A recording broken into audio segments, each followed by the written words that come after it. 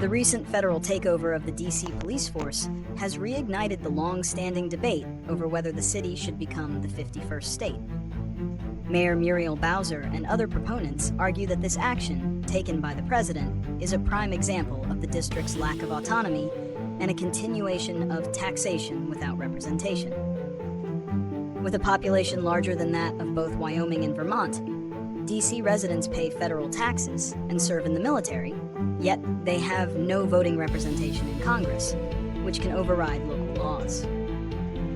On the other side of the issue, opponents raise constitutional concerns, arguing that the nation's capital was never intended to be a state, as a city-state could exert undue influence over the federal government.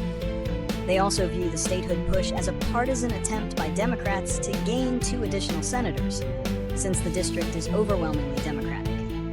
While the House has previously passed statehood legislation, it has never been brought to a vote in the Senate, making the current political climate a significant hurdle for the movement. Reasons for DC statehood often center on the principle of taxation without representation.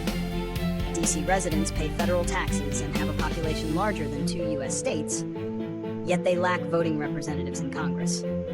This means they have no say in national legislation that directly affects their lives, including budget and local laws, which Congress can override. Proponents argue this is a fundamental denial of basic democratic rights. Additionally, supporters say statehood would give the city full control over its own government, including the DC National Guard, preventing federal interference in local affairs. Arguments against statehood raise several points. Some opponents believe the Constitution mandates that the nation's capital remain a federal district separate from any single state, to ensure it isn't beholden to a specific state's interests. They suggest that granting statehood would require a constitutional amendment, not a simple act of Congress. Another common objection is political, as the city's overwhelmingly Democratic population would likely add 2 new Democratic senators and a representative, shifting the balance of power in Congress. Critics also argue that DC lacks the economic diversity of a typical state. Should DC achieve statehood, there would be significant consequences, both for the new state and for the nation. The newly formed state, possibly named Washington, Douglas Commonwealth, would gain 2 senators and a voting member in the House of Representatives, almost certainly altering the balance of power in Congress. This would also grant DC full control over its local laws and budget, ending congressional interference in its affairs. However, this transition wouldn't be without challenges.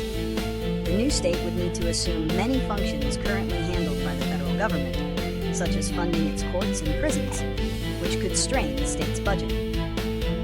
The status of the 23rd Amendment, which grants DC electoral votes, would also need to be addressed, as it would become moot for the shrunken federal capital area. Finally, the move is likely to face legal challenges regarding the constitutionality of carving a state out of the federal district.